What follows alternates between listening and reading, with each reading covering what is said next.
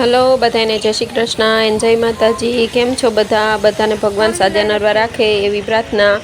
તો આજે જો અમે અમારા બાપાએ સુરાપુરા દાદા છે ત્યાં ચોખા કરવા ગયા હતા। પછી ચોખા કરી બધું કરીને અમે પાછા વળતા હતા। ત્યાં આપણે રણુજાથી આગળ નિકાવારથી 8 કિલોમીટર દૂર એક એક્સિડન્ટ જોયું।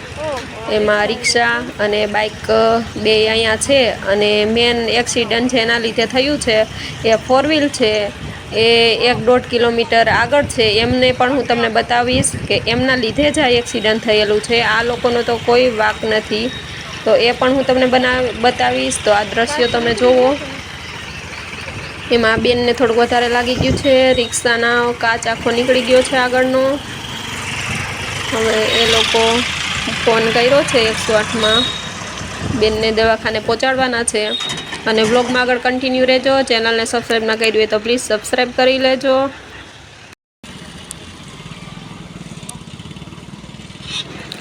જેના લીધે એક્સિડન્ટ થયું છે એ કાર આગળ છે।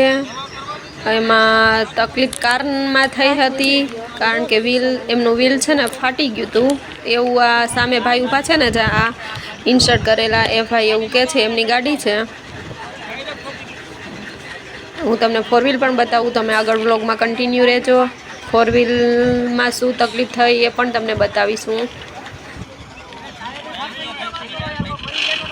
આ એક્સિડન્ટ લગભગ બપોરના 11:30-12ની વચ્ચે થયેલું છે। તો પ્લીઝ બધા પોતાના વાહનોના જે ટાયર છે કે જે બધી સર્વિસ હોય એ વ્યવસ્થિત કરાવતા રહેજો અને પોતાને સલામતી રાખજો એવું હું કહેવા માગું છું તમને બધાને। આપણા સાધનની પહેલાં આપણે ચકાસણી વ્યવસ્થિત કરી લેવી અને પછી જ બહાર નીકળવું કારણ કે તેનાથી તમારી પણ સલામતી છે અને સામેવાળાની પણ સલામતી જળવાઈ રહેશે।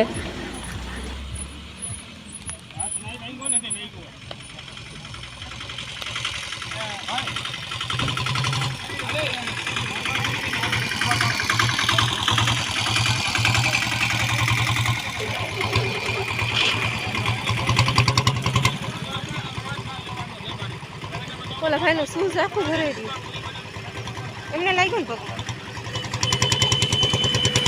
ઓહો શૂઝ આખું ભરાઈ રહ્યું।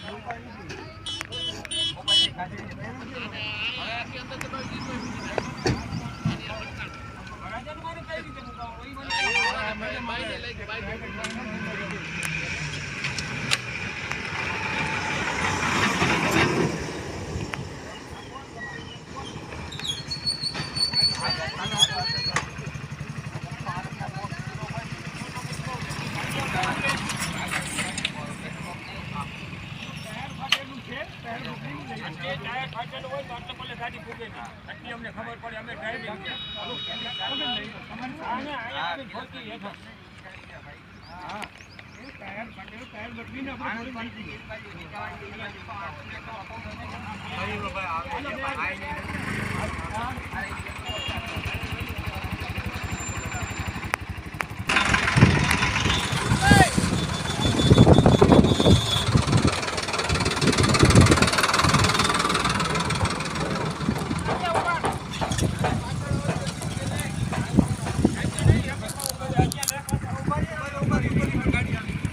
જેના લીધે અકસ્માત સર્જાયો છે એ આ 4 વ્હીલ છે। તમે એમનું વ્હીલ જોઈ શકો છો અને એ કેટલી દૂર છે એક્સિડન્ટથી।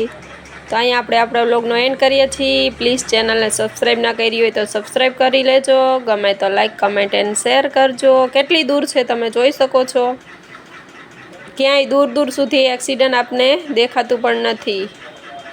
તો ચાલો બાય બાય અને બધા ટેક કેર.